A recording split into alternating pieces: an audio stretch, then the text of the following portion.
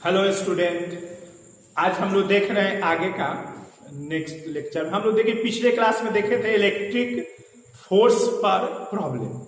देखिए electric force पर problem और भी बहुत सारा है, और भी हम लोग करेंगे, लेकिन थोड़ा आगे का थ्योरी भी पढ़ेंगे। जैसे और भी क्वेश्चन रहता है, जैसे मान लो कि दो बॉल को हम लोग स्ट्रिंग से, ऐसा पिछले क्लास में बताए थे, दो बॉल को स्ट्रिंग से बांध दिए और उसके बाद से फिर उसमें फोर्स निकाले। लेकिन वो स्ट्रिंग से बॉल जो बांधा हुआ है उसको अगर हम लोग दूसरे मीडियम में ले जाके रख दिए, जैसे लिक्विड, कोई लिक्विड में, तब फिर फोर्स वगैरह का वैल्यू निकालने के लिए रहता है। तो ये सब क्वेश्चन नेक्स्ट वीडियो में बताएंगे। आइए आज देखते हैं। हम लोग जो बायोडाटा था एक्चुअली सिलेबस, उसमें हम लोग देखे, तब पहले देखे कि चार्ज पढ़ना है, चार्ज पढ़ लिए, इलेक्ट्रिक फोर्स पढ़ लिए, अब पढ़ने जा रहे हैं इलेक्ट्रिक फील्ड। अब आइए इलेक्ट्रिक फील्ड का थ्योरी देखते हैं, तो फिर प्रॉब्लम पे आएंगे। आइए इलेक्ट्रिक फील्ड कहते किसको है?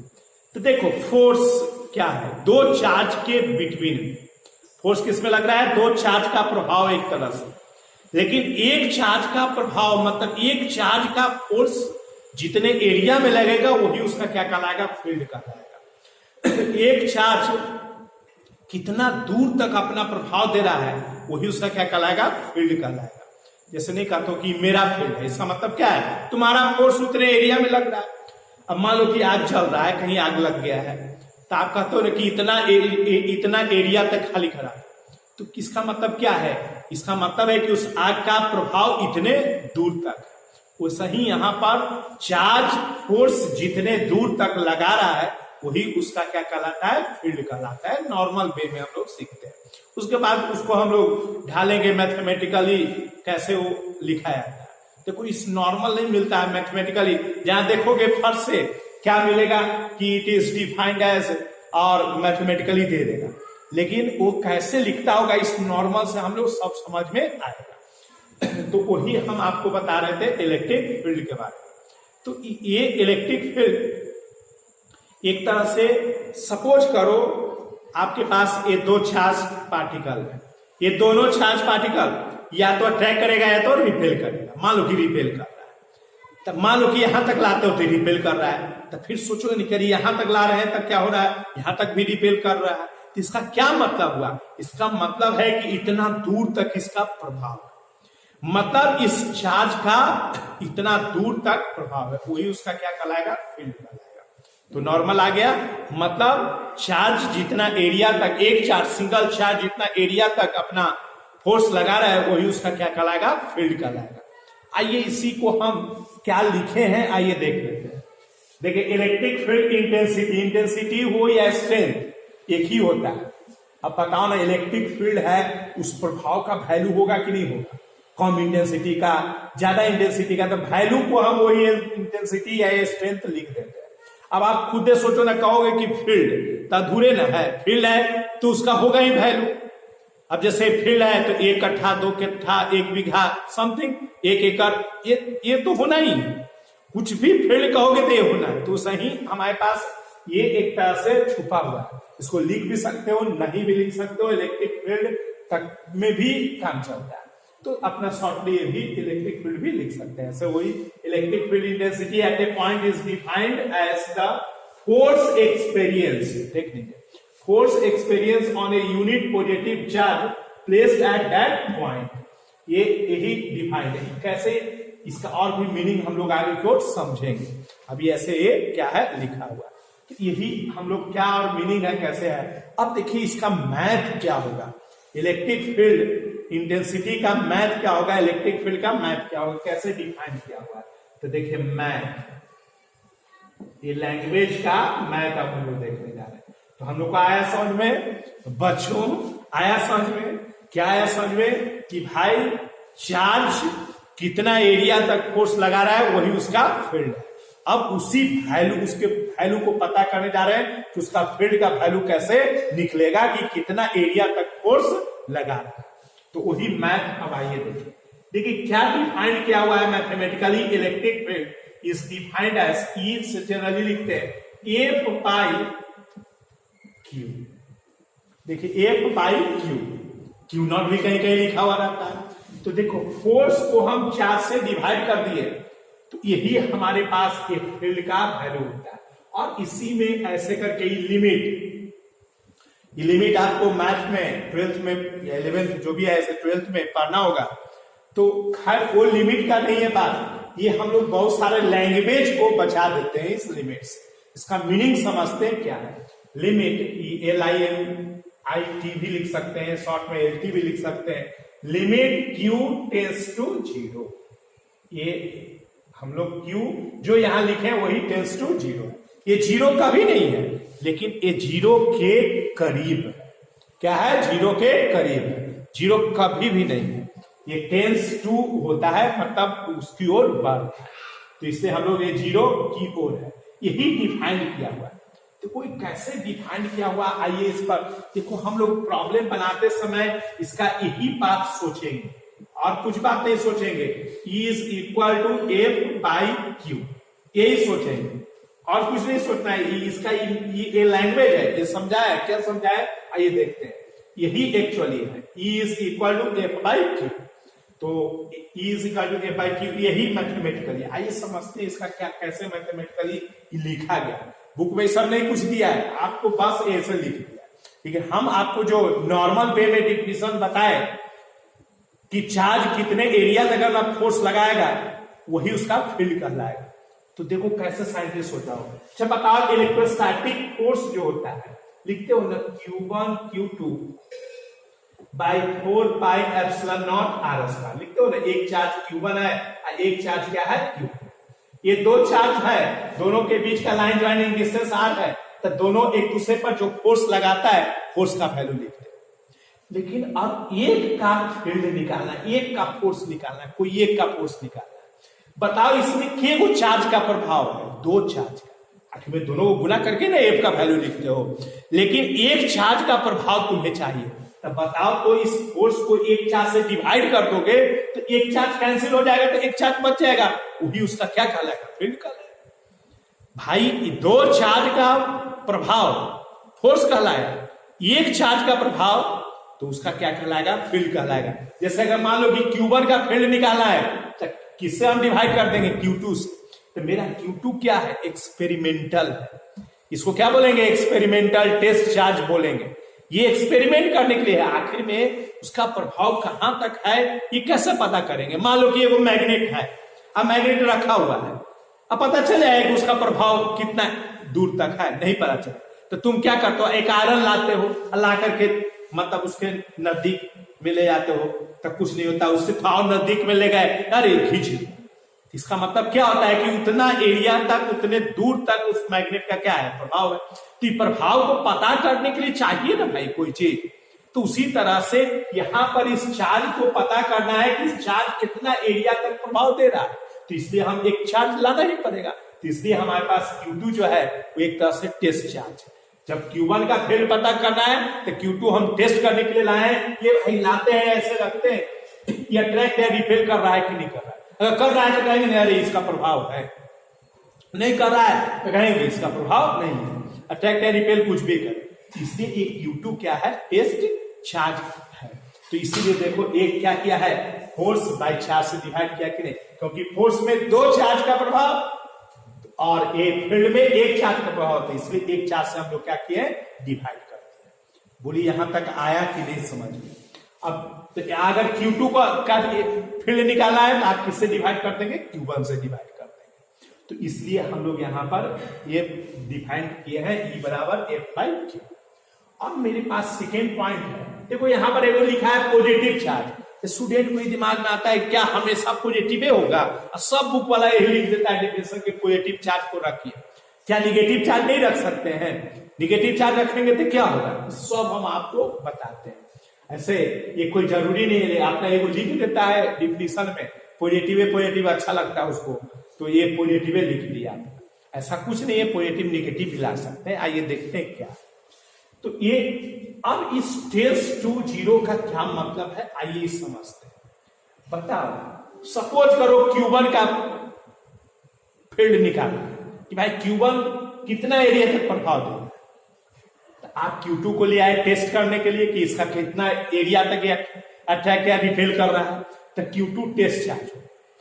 अब बताओ Q2 अगर केवल चार्ज मात्र रहेगा, जितने कम मैग्नीट्यूड का रहेगा Q2 उतने नहीं इसका प्रभाव खाली पता चलेगा।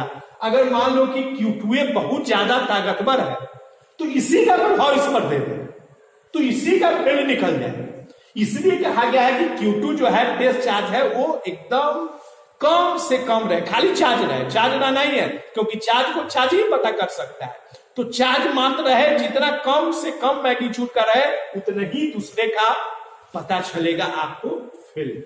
जैसे मान लो कि हम एक आग जला दिए, थोड़ा एरिया में अपना आग ऐसे चल रहा है, अब यहां पर आग को जला हुआ है, उस आग को पता करने के लिए हम और आग को लाना है तो क्या है, हम पहले से इतना में जलाए थे एक बॉल की तरह, और हम मान लो कि हम जला करके इतना बड़ा में ले आए तो हमारा इसका प्रभाव पता चलेगा कि हम जो बड़ा लाए हैं उसी का प्रभाव पता चलेगा। तो इसलिए हमको क्या करना पड़ेगा, हमको अगरबत्ती लाना पड़ेगा कि कम से कम कितना आग है जो उस हमारे आग को पता करे। कहने का मतलब कि इस Q2 जो चार्ज है, ये चार्ज जो टेस्ट चार्ज होता है वो कम से कम मैग्नीट्यूड का हो, नहीं के बराबर हो, खाली चार्ज हो उतना ही अच्छा होगा ताकि आप दूसरे का फील्ड पता कर सके, ताकि ये डोमिनेट नहीं कर सके। Q2 मेरा कम से कम मैग्नीट्यूड का होगा तभी ना इसका प्रभाव पता चलेगा, नहीं तो यही Q2 क्या करेगा, डोमिनेट कर जाएगा, वही अपना प्रभाव दे देगा, तो फिर आपका प्रभाव नहीं पता चलेगा। मान लो कि कोई आदमी हमको पुश कर रहा है, तो पुश कर रहा है तो हम कुछ नहीं, हम अपना प्रभाव दे रहे हैं, तो पुश की जितना किया उसके अनुसार से हम पीछे पुश हो जाएंगे। तो एक लगे कि भाई इसका प्रभाव, उसका फोर्स क्या होगा, क्लियर कट पता चलेगा। लेकिन मान लो कि वो पुश किया और हम पूरा टाइट ऐसे खड़े हो गए, तब उसका प्रभाव नहीं ना पता चलेगा पूरा एग्जैक्ट। उसका प्रभाव हमारा सब मिल करके जो दिखेगा, हम जितना पुश होंगे वो जो दिखेगा वो मेरा भी रहेगा और उसका, दोनों मिला करके होगा। इसीलिए कहा गया कि जो टेस्ट चार्ज आप लाइए वो कम से कम मैग्नीट्यूड का होना चाहिए।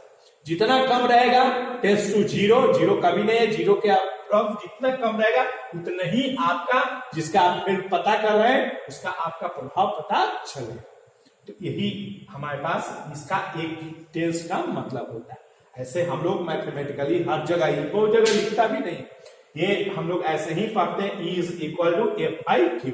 भाई फोर्स में दो चार्ज का प्रभाव, फील्ड में एक चार्ज का प्रभाव होता है, इसलिए एक चार्ज से क्या किया, डिवाइड करती है, इसलिए देखिए एक चार्ज से डिवाइड। इसी का को आप ऐसे भी लिख सकते हैं, F is equal to Q into E। F is equal to Q into E, मतलब ऐसे भी आप लिख सकते हैं, F is equal to Q into E।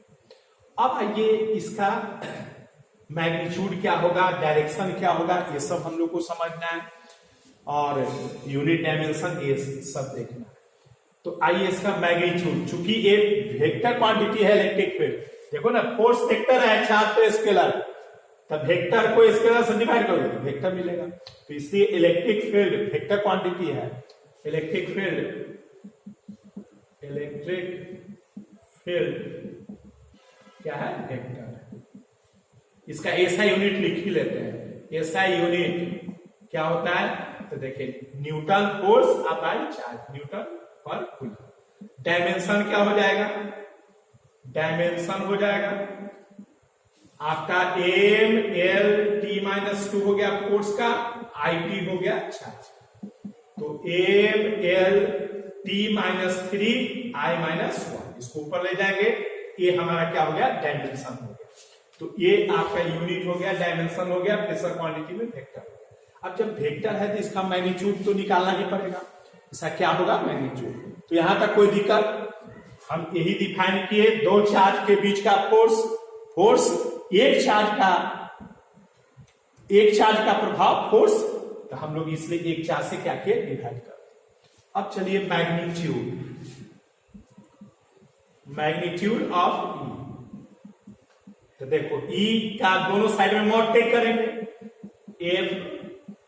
F/Q mod कर दिए, तो इसलिए ये क्या हो जाएगा, E is equal to F/Q। क्योंकि इधर एक ही वेक्टर है, तो वेक्टर है मॉड, तो उसका वैल्यू मतलब फोर्स का वैल्यू और चार्ज यही हमारे पास इलेक्ट्रिक फील्ड का मैग्नीट्यूड हो गया।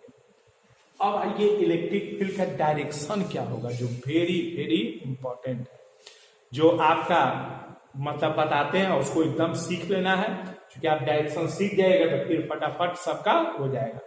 फोर्स का आपको डायरेक्शन बताएं, अब फील्ड का भी डायरेक्शन बताते हैं। आइए देखते हैं इसका डायरेक्शन क्या होगा। तो हमारे पास डायरेक्शन अब लिख लीजिए फील्ड का, एक मैग्नीट्यूड हो गया और एक डायरेक्शन। इस पर हम लोग एग्जांपल से बात भी करेंगे। Direction of E field short में लिखेंगे, direction of E field. First पहला, इफ क्यू मतलब test charge, Q be positive, then direction of E is along direction of force F।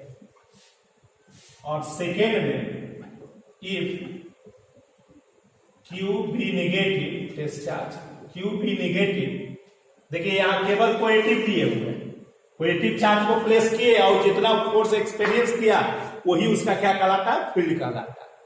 ये क्योंकि देखिए पॉजिटिव, इसका मतलब समझिए, जैसे पॉजिटिव चार्ज को प्लेस किए और वही उसका क्या है, जैसे अभी बताए थे कि F इज इक्वल टू, अभी बताया थे F is equal to Q1 Q2 by 4 pi epsilon naught R square. तो हम कहते हैं कि Q1 का अगर फील्ड निकालना है तो Q2 से डिवाइड कर दिए, कैंसिल हो जाएगा।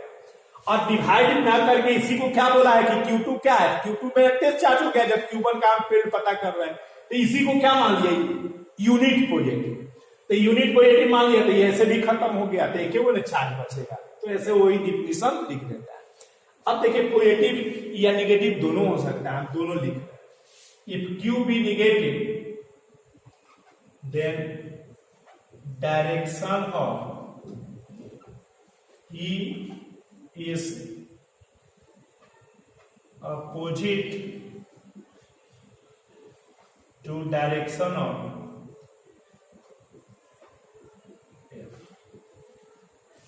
देखिए ये हमारे पास दो पॉइंट है डायरेक्शन ई फील्ड का निकालने के। देखिए ऐसा नहीं है कि दोनों आपको लगाना है, कोई एक ही से निकलता है। क्या सुने, क्या समझे, ऐसा नहीं समझिए कि आपको दोनों को यूज करना है। ये आपका ए यूज कीजिए 1 या 2, दोनों से डायरेक्शन निकालिए। बुक में ऑलवेज 1 से ही दिया हुआ रहता है, 2 का बातें नहीं करता है, तो स्टूडेंट को आता है कि हमेशा क्या पॉजिटिव है मानेंगे, लेकिन नहीं, ये क्यू को हम निगेटिव भी मान सकते हैं। तो दोनों से क्यू का डायरेक्शन निकले, इन्हें आप कीजिएगा क्यू पहले लगा दीजिएगा, सेकंड भी आप यूज कर दीजिएगा, तो नहीं होगा। आप फर्स्ट से भी निकालिएगा, फील्ड का जो डायरेक्शन आएगा वही सेकंड से भी आएगा। तो हम लोग सीख लेते हैं, लेकिन हम लोग यूज क्या करेंगे, एक ही यूज करेंगे। इसलिए 2 पॉइंट ये नहीं है, ये एक ही पॉइंट है।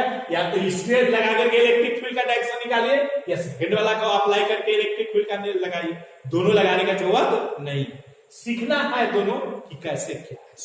आइए देखते हैं, इसको हम लोग सीखते हैं। आइए देखते हैं एग्जाम्पल से, सीखते हैं दोनों पॉइंट कैसे है। आपको दोनों नहीं यूज करना है, एक यूज करना है, सीख लेना है। अभी दोनों से कैसे सेम ही आता है, आइए देखते हैं। सपोज करो पहला वाला पॉइंट से, फर्स्ट पॉइंट से कैसे हम सीखते हैं। जैसे सपोज करो प्लस क्यू चार्ज, दुनिया में 2 ही टाइप का होगा चार्ज। आपको यहां पर पी पॉइंट पर फील्ड का पूछ रहा है कि इसका भाई बताओ तो यहां पर कितना फील्ड का, क्या फील्ड का डायरेक्शन। ये क्यू चार्ज है, इसका होगा ना चारों तरफ, समझो ना कि ये आग का गोला, तो ये आग का गोला चारों तरफ जल रहा होगा। तो चारों तरफ जब जल रहा होगा तो चारों तरफ अपना प्रभाव दे रहा होगा, तो अपना प्रभाव दे रहा होगा, तो वही पूछता है कि पी पॉइंट पर बताइए क्या होगा इसका फील्ड का डायरेक्शन। प्लस क्यू चार्ज के कारण पी पॉइंट पर फील्ड का डायरेक्शन क्या। देखो किसी भी पॉइंट पर पूछेगा तुमको डायरेक्शन, तो पॉइंट में है वहां चार्ज नसीब नहीं होगा, वहां चार्ज क्या के लिए रहेगा। किसी पॉइंट पर पूछेगा, चार्ज पर थोड़ी पूछेगा। चार्ज पर तो फोर्स पूछता है, ये तो किसी पॉइंट पर पूछेगा, वहां कुछ नहीं रहेगा चार्ज। ध्यान सुनो, किसी चार्ज के कारण किसी पॉइंट पर पूछेगा कि वे भाई फील्ड का वैल्यू बताओ क्या होगा वहां। तो इसलिए यहां पर आपको चार्ज नहीं है, आप अपने मन से पॉजिटिव या निगेटिव मान, दोनों में एक ही डायरेक्शन आएगा, इसे दोनों को यूज नहीं करना, एक को एक बार यूज करना। तो या तो पॉजिटिव मानिए या तो निगेटिव मानिए। चलो पॉजिटिव मान करके दिखाते हैं। तो सपोज कर लो यहां पर पॉजिटिव, जिस पॉइंट पर फील्ड का डायरेक्शन निकालना है वहां पर आप अपने मन में मान, दिखाना भी नहीं, अपने मन में मान लेना है कि उसका डायरेक्शन अपने मन में मान करके और मान लेना है पॉजिटिव। अभी मान लिए पॉजिटिव। अब बताओ हम क्या लिखे हैं कि अगर आप पॉजिटिव मानते हैं तो ई का डायरेक्शन एफ के डायरेक्शन के अलोंग, ई का डायरेक्शन एफ के डायरेक्शन के अलोंग। तो आइए हम, जब पॉजिटिव हो गया क्यू प्लस क्यू चार्ज के कारण यहां पर जो डायरेक्शन है, तो देखिए ये बताओ तो ई इस पर फोर्स किधर लगाएगा, ये इस पर फोर्स किधर लगाएगा, ए पॉजिटिव ए भी पॉजिटिव, तो ए पॉजिटिव रिपेल करेगा और जिस पर निकाला वही मूव करेगा। तो ए रिपेल करेगा तो देखो ए फोर्स का डायरेक्शन इधर हो जाएगा, तो इसलिए फील्ड का भी डायरेक्शन इधर ही हो जाएगा। फोर्स का डायरेक्शन इधर है तो इसलिए फील्ड का भी डायरेक्शन इधर ही आया कि नहीं बात समझ। आइए देखते हैं, आइए देख रहे हैं हम लोग, ये पॉजिटिव चार्ज के कारण ए पी पॉइंट पर फील्ड का डायरेक्शन निकाला, हम अपने मन से पॉजिटिव मान, जब पॉजिटिव मानेंगे तो फील्ड का डायरेक्शन जिधर फोर्स होगा उधर ही होगा। तो बताइए पॉजिटिव पर फोर्स किधर लगेगा, इसके कारण इस पर फोर्स निकाला इसलिए ई मूव करेगा, जिस पर निकालना रहता वही मूव करता है, तो ई मूव करेगा। ये बताइए किधर मूव करेगा, तो ये चूंकि पॉजिटिव ए भी पॉजिटिव है, रिपेल करेगा तो इधर मूव करेगा। तो बताइए इधर फोर्स का डायरेक्शन हो गया तो इसलिए फील्ड भी क्या हो गया, इधर ही हो गया। तो देखिए यही यहां पर बताया था कि जिधर फोर्स है उधर ही फील्ड होगा, इसलिए हम लोग सीख गए कि पॉजिटिव चार्ज के कारण पी पॉइंट पर फील्ड का डायरेक्शन किधर होगा, ऐसे। या पॉजिटिव चार्ज के कारण परमानेंट आप ऐसे लाइन जाने के बारकोड आप दिखा सकते हैं। अब आइए हम लोग अगर सपोज करो यहां निगेटिव चार्ज है, यही ना दो हो सकता है, अब पी पॉइंट पर आपको निकालने के लिए कह रहा है कि फील्ड का डायरेक्शन बताइए क्या। अब बताइए ए, यहां पर आप क्या मान लेंगे, पॉजिटिव, अपने मन से मान लिए पॉजिटिव, भाई जिधर फोर्स होगा उधर ही क्या है, फील्ड होगा। तो इस पर किधर फोर्स लग रहा है, चूंकि निगेटिव भी पॉजिटिव थे इसलिए इस पर फोर्स इधर लग रहा है। तो देखिए फोर्स इधर लग रहा है तो फील्ड का भी डायरेक्शन इधर। तो हम लोग यही सीखे कि पॉजिटिव चार्ज के कारण फील्ड का डायरेक्शन राइट साइड में और निगेटिव चार्ज के कारण फील्ड का डायरेक्शन लेफ्ट साइड। अब देखो ये सेकेंड पॉइंट से भी यही आएगा, सेकेंड पॉइंट से भी पॉजिटिव निगेटिव का डायरेक्शन वही आएगा जो इसमें आएगा। आइए देखते हैं सेकेंड पॉइंट से, सपोज करो ये पॉजिटिव चार्ज है और तुम्हें फिर पी पॉइंट पर कहेगी फील्ड का डायरेक्शन निकाल, तो देखिए पॉजिटिव के कारण फील्ड का डायरेक्शन किधर है, राइट साइड, यहां भी राइट साइड होना चाहिए। आइए देखते हैं, तो चलो अब यहां पर क्या मान लेंगे, निगेटिव, यहां पर निगेटिव। तो हम क्या लिखे हैं कि निगेटिव अगर आप मानिएगा तो जिधर फोर्स लग रहा है उससे अपोजिट होगा, then direction of E is opposite to direction of A. तो यहां पर डायरेक्शन आपका क्या होगा, फोर्स से अपोजिट। तो पहले फोर्स निकालो, तो चलो ई पॉजिटिव ई निगेटिव अटैक करेगा, तो देखिए तो फोर्स का डायरेक्शन हो जाएगा ऐसे, फोर्स का डायरेक्शन ऐसे हो गया। अब फोर्स का डायरेक्शन इधर हो गया तो फील्ड का डायरेक्शन उससे अपोजिट, तो देखिए फील्ड का डायरेक्शन इधर। तब बताइए तो दोनों में सेम है कि नहीं, पॉजिटिव चार्ज के कारण पी पॉइंट पर डायरेक्शन किधर है, राइट साइड, यहां भी पॉजिटिव चार्ज के कारण पी पॉइंट पर किधर है डायरेक्शन, राइट साइड। ये आपके ऊपर है कि निगेटिव मानिए आप पॉजिटिव।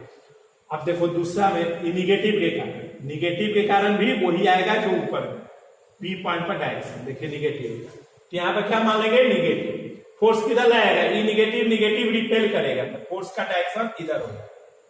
तो बताइए फील्ड क्या होगा, अपोजिट, तो फील्ड अपोजिट, देखिए ये इधर है। तो बताइए यहां भी निगेटिव के कारण फील्ड का डायरेक्शन किधर है, लेफ्ट की ओर, यहां भी निगेटिव के कारण फील्ड का डायरेक्शन किधर है, लेफ्ट की ओर। देखो दोनों में सेम है, तो इसलिए ये कोई आप अप्लाई कर सकते हैं। पॉजिटिव भी मान सकते हैं, निगेटिव भी मान सकते हैं। मतलब जहां निकालना है, अगर वहां आप अपने मन से पॉजिटिव मानते हैं तो जिधर फोर्स है उधर फील्ड का डायरेक्शन दिखाए, अगर वहां आप निगेटिव मानते हैं तो जिधर फोर्स है उसे अपोजिट फील्ड का डायरेक्शन दिखाए। लेकिन दोनों में एक ही आएगा, कोई ये को हम लोग को एक्सेप्ट करना है। तो देखो ये आसान रहता है, क्योंकि फोर्स जिधर उधर फील्ड दिखाता है। इसमें तो क्या है, पहले फोर्स निकालिए तब उसके अपोजिट कीजिए तब फील्ड निकलेगा। तो इसलिए हमारे पास ये ज्यादा आपको आसानी होगा इसके रिस्पेक्ट में। लेकिन ऐसे हम लोग दोनों में कोई भी फाइंड आउट कर सकते हैं। तो इसलिए ये हमारा फील्ड का डायरेक्शन कैसे अब इसको हम लोग निकालते हैं। यही हमारे पास इलेक्ट्रिक फील्ड हो गया। अब हम लोग इसके बाद देखते हैं कि कैसे उसका वैल्यू निकाला जाए किसी पॉइंट चार्ज के कारण। अब जैसे ये Q पॉइंट चार्ज है, P पॉइंट पर इसका वैल्यू क्या होगा, तो डायरेक्शन दिखा है, वैल्यू क्या होगा। वेरी वेरी इंपॉर्टेंट ये थ्योरम है। आइए देखते हैं, आइए देखते हैं उस थ्योरम में क्या है। देखिए क्या लिखे, find electric field intensity at a point due to a point charge, due to a point charge. Point charge को क्या मान लिया। देखिए क्या कर रहा है इस लैंग्वेज का मीनिंग, एक पॉइंट चार्ज है Q और एक पॉइंट है P, जो कितना लाइन ज्वाइनिंग डिस्टेंस है R। यहीं पर आपको क्या निकालना है, फील्ड का वैल्यू निकालना। डायरेक्शन तो अभी सीख लिए, फील्ड निकाल देंगे। पॉजिटिव चार्ज है, Q लिखा हुआ है तो पॉजिटिव है, इसलिए फील्ड का डायरेक्शन इधर हो जाएगा। तो खैर वो अब वैल्यू क्या होगा इस चार्ज का, यहां फील्ड का वैल्यू देखिए कैसे निकालेंगे। तो यहां पर एक टेस्ट चार्ज लाएंगे, मान लेते हैं कि एक Q0 क्या है, टेस्ट चार्ज। ये क्या है, टेस्ट चार्ज। टेस्ट चार्ज ला करके लाएंगे और देखेंगे कि कितना इसमें फोर्स लगा रहा है, उसी से पता चला। और अब ये दोनों के बीच में क्या निकालेंगे, फोर्स। तो बताइए क्या होगा force, electrostatic force on test charge Q0 due to point charge Q BF। तो बताइए A बराबर क्या हो जाएगा, Q0 by 4 pi epsilon naught R²। Line joining distance R²। बोलिए फोर्स होगा कि नहीं होगा। अब फील्ड क्या हो जाएगा इस पॉइंट पर, अभी हम लोग डिफाइन किए हैं। तो देखिए इलेक्ट्रिक फील्ड यही निकालने के लिए आपको दिया हुआ है, electric field at point P due two point charge Q BE मान लेते। तो बताइए E बराबर आप लिखिएगा F आप बाई टेस्ट चार्ज। तो कौन टेस्ट चार्ज है, Q0, क्योंकि Q का तो आप फील्ड ही निकालना चाह रहे हैं।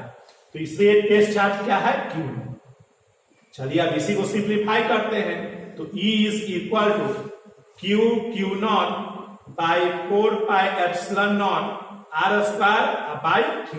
फोर्स का वैल्यू लिख दिए और ये Q0। देखिए Q0 कैंसिल हो गया, तो E फील्ड का वैल्यू आ गया Q by 4 pi epsilon naught R²।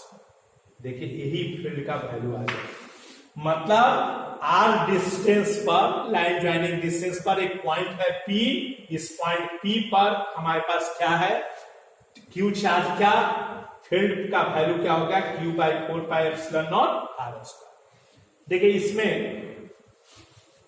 ये आपका वैल्यू हो गया इलेक्ट्रिक फील्ड का। आइए देखते हैं इस पर एग्जांपल से कैसे ये है। देखिए इलेक्ट्रिक फील्ड क्या है, वेक्टर क्वांटिटी।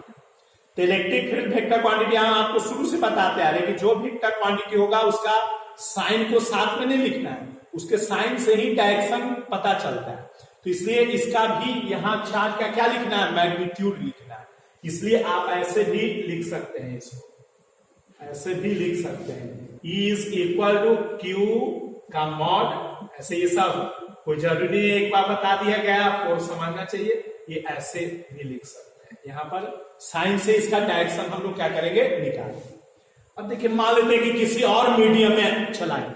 ये किसमें लिखा हुआ है, ये फोर्स का वैल्यू किसमें लिखे हैं, ये देखिए फ्री स्पेस में है। लेकिन अगर दूसरे मीडियम में फील्ड निकालना, मान लो कि इस सिस्टम को ले जाकर कोई लिक्विड में रखे हुए हैं, तब कैसे होगा, तो कुछ नहीं करना है, यहाँ एप्सिलॉन नॉट के साथ साथ एप्सिलॉन आर से मल्टीप्लाई करना है, ये जनरल हो जाएगा। मतलब E is equal to in general ये हो जाएगा, डॉक्टर वाला नहीं लिखा गया है, आ रहा है समझ में। तो ये E is equal to Q by 4 pi epsilon naught epsilon R into R, यही कर देंगे। या बार बार लिखा नहीं जाता, ये ऑटोमेटिक समझ जाना है पूरे इलेक्ट्रोस्टैटिक कहीं भी जाए तो जहां पर इस तरह का 4 पाई एप्सिलॉन नॉट है, अगर दूसरे मीडियम है तो एप्सिलॉन R से मल्टीप्लाई कर देंगे उसको। तो इस तरह से ये क्या हो गया, ये किसी पॉइंट चार्ज के कारण फील्ड का ए वैल्यू हो गया। अब डायरेक्शन क्या हो जाएगा, अभी निकालें, पॉजिटिव है यहाँ पर मान लिए पॉजिटिव, तो जिधर फोर्स लगेगा उधर ही फील्ड होगा, तो फोर्स इधर लग रहा है इसलिए फील्ड का डायरेक्शन। तो देखिए ये इंपॉर्टेंट है, किसी भी पॉइंट चार्ज के कारण फील्ड का वैल्यू होगा। आइए इस पर देखते हैं एक दो एग्जाम्पल। आइए देखते हैं एग्जाम्पल से और समझ में। सपोज करो यहां पर +3 कूलम का चार्ज, आप P पॉइंट जो कितना डिस्टेंस पर है, R is equal to 2 metre distance पर है, यहीं पर फील्ड पूछ रहा है कि बताइए तो P पॉइंट पर 3 कूलम चार्ज के कारण फील्ड का वैल्यू क्या और डायरेक्शन क्या होगा। तो देखो electric field is equal to अभी पढ़े Q by 4 pi epsilon naught R square. जब नहीं कुछ कर रहा है तो फ्री स्पेस हम समझते हैं, तो ये Q by 4 pi epsilon naught R square. अब चलो E इज इक्वल टू यहां पर 1 बाई 4 पाई का वैल्यू आप जानते हो 9 इंटू 10 पावर 9, और Q कितना है 3 कूलम, 3 हो जाएगा, और कितना मीटर डिस्टेंस पर है 2 मीटर, 2 का स्क्वायर। ये आपका हो जाएगा E is equal to 9 into 10 power 9 into 3 by 4, जितना आएगा इतना न्यूटन पर कूलम आंसर लिख दे, इसका ये आंसर हो जाएगा। फिर इसमें लिखते हैं electric field at point P due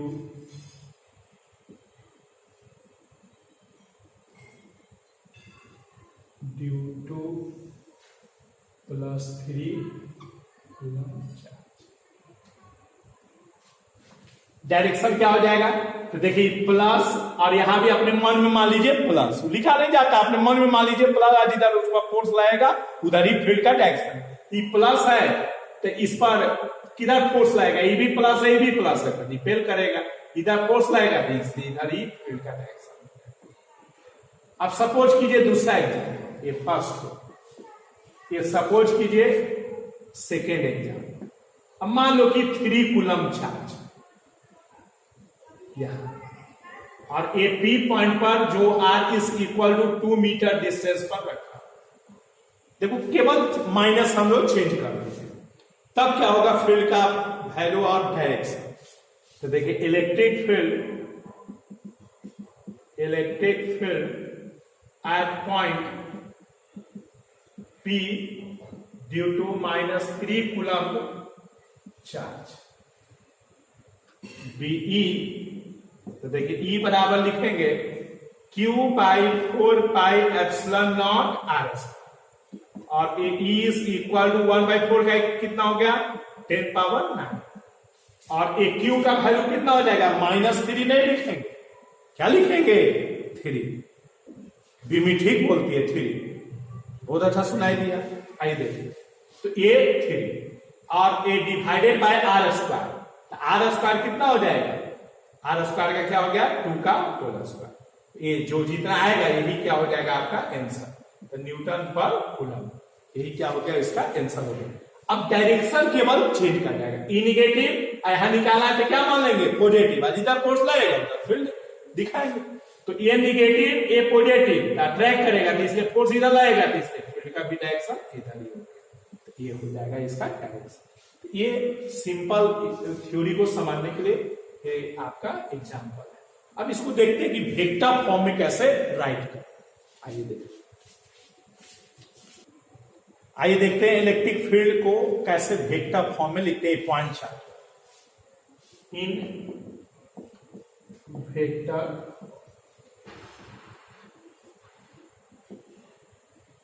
ये क्या है, क्यू चार्ज है, पी पॉइंट है, जो आर लाइन ज्वाइनिंग डिस्टेंस है, यहीं पर आपका है। अभी क्या लिखे आप इलेक्ट्रिक फील्ड का, Q by 4 pi epsilon naught R square. अब इसको वेक्टर फॉर्म में लिखिए तो देखिए एकदम फोर्स की तरह है कि नहीं, अरे फोर्स में क्या आता है, यहाँ दो को चार्ज का मल्टीप्लीकेशन था, बाकी तो सब सेम है।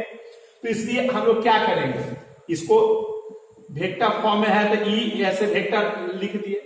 अब बताइए इधर तो वेक्टर कौन है, अब देखना है। इधर इलेक्ट्रिक फील्ड चूंकि वेक्टर है जिसने वेक्टर ऐसे एरो दे दिए। अब इधर भी वेक्टर होना चाहिए, तो देखो चार्ज तो वेक्टर है नहीं, 4 पाई एप्सिलॉन नॉट वेक्टर है नहीं, आर वेक्टर है, लेकिन आपको बताए थे कोर्स में कि उसका नसीब खराब है, क्योंकि आर स्क्वायर जब हो गया तो स्केलर हो गया। आर स्क्वायर हो गया मतलब स्क्वायर होने से वेक्टर क्या हो गया, स्केलर हो गया। तो इसलिए इस पर भी एरो नहीं हो सकता है। तब हम लोग क्या पढ़े थे कि जब टोटल स्केलर रहे उसको वेक्टर बनाना है तो एक यूनिट वेक्टर से मल्टीप्लाई करें।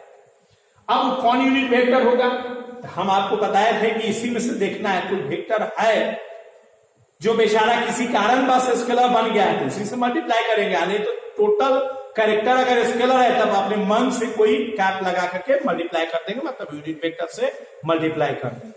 तो आइए इसमें आर तो बेचारा नसीब का मारा वो है वेक्टर, लेकिन यहां पर स्क्वायर होने के कारण क्या बन गया है, स्केलर बन गया। तो इसलिए उसको हम लोग क्या करेंगे, हम लोग उसको मल्टीप्लाई कर देंगे आर ही के कैप से, जो हम लोग कोर्स में भी किए थे। 4 pi epsilon naught R square R cap, और यहां पर E इज इक्वल टू हो जाएगा Q by 4 pi epsilon naught R square. इसका हम जानते ही हैं कि आर कैप को हम लोग लिखते हैं आर का आर वेक्टर बाय आर का मैग्नीट्यूड। अब सिंप्लीफाई करेंगे तो E is equal to Q by 4 pi epsilon naught R cube, ये आर स्क्वायर और ये आर मिलकर के आर क्यूब हो जाएगा, और यहां हो जाएगा आर वेक्टर। यही देखिए वेक्टर फॉर्म में हो जाएगा। तो इस तरह से हम लोग इलेक्ट्रिक फील्ड का वेक्टर फॉर्म में हम लोग वैल्यू क्या किए, लिखे। अब इसमें है पोजीशन वेक्टर के टर्म में और कंपोनेंट के टर्म, तो ये इलेक्ट्रिक फील्ड भी क्या हो गया, खत्म हो जाएगा। तो हम लोग आज यहीं तक रखते हैं, फिर नेक्स्ट लेक्चर में हम आपको बताएंगे इसमें आपका कि इलेक्ट्रिक फील्ड का पोजीशन वेक्टर के टर्म में और ये सब में कैसे होता है, तो खत्म हो जाएगा। फिर हम लोग आगे वर्क डन वगैरह ये सब निकालेंगे, फिर कुछ प्रॉब्लम भी करेंगे इस तरह से। देखिए आपके साइड से एक क्वेश्चन आ रहा है कि एप्सिलॉन नॉट हम जो डिफाइन किए थे उसमें बताए थे कि एप्सिलॉन जो है ये मीडियम का कांस्टेंट है जो अलाउ करता है कि दो चार्ज पार्टिकल है, अगर मान लो कि 1 कूलम चार्ज है और 1 मीटर के डिस्टेंस पर रखे हैं, और अगर हम एयर में ले जाते हैं तब फोर्स का वैल्यू वही दूसरे मीडियम में ले जाते हैं, वाटर में, Hg में, तब फोर्स का वैल्यू बदल जाता है। तो ये बदलने वाला कौन है, एप्सिलॉन, मतलब वही एप्सिलॉन। तो एप्सिलॉन नॉट मतलब ये जो यहां पर हम लोग लिखे थे E is equal to F is equal to Q by 4 pi epsilon R square. ये एप्सिलॉन का value epsilon naught into epsilon R.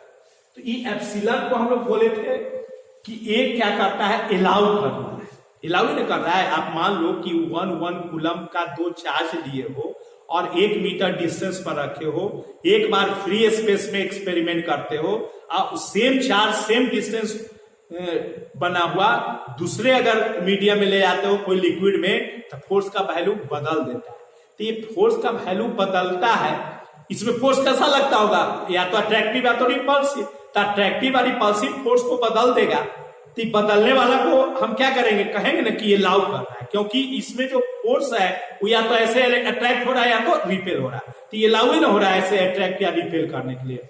तो इसका मतलब देखो, अलाउ का मतलब ये नहीं होता है कि उसको धीरे या कम कर देता है। ये अलाउ का मतलब ये भी नहीं होता है कि खाली उसको तेज कर देता है। अलाउ का मतलब ये भी नहीं होता है कि खाली धीरे कर देता है। अलाउ का मतलब कि जैसा वहां पर, ये अब डिपेंड करेगा मीडियम पर कि भाई आपका मीडियम कैसा है, उसी के अनुसार से ये धीरे या ज्यादा तेज से आपको अलाउ करेगा। मान लो कि आप कहते हो ना कि मेरा परमिट बन गया, उसी से नाम हुआ परमिटिविटी, भाई अलाउ करना। तो परमिट बन गया, रोड में चलने का अलाउ हो गया। तो इसका मतलब ये थोड़ी है कि रोड में हमेशा तेजी से चलाते हो, तुम कम भी चला सकते हो। अब जैसा रोड रहेगा वैसा चलाओगे कि नहीं, कम भी चलाओगे, धीरे भी चलाओगे। उसी तरह यहां पर है, जैसा मीडियम रहेगा उसी के अनुसार से वो अट्रैक्ट और रिपेल का अलाउ करेगा। तो अलाउ करने का मतलब ये कभी नहीं समझना है कि या तो तेज या तो मतलब स्लो। ये जैसा मीडियम रहेगा उसी के अनुसार से तेज और स्लो मतलब ये दोनों हो सकता है। तो आज हम लोग यहीं तक रखते हैं, अगले क्लास में हम लोग फिर आगे फील्ड का और आगे प्रॉब्लम वगैरह ये सब हम लोग करेंगे। Thank you.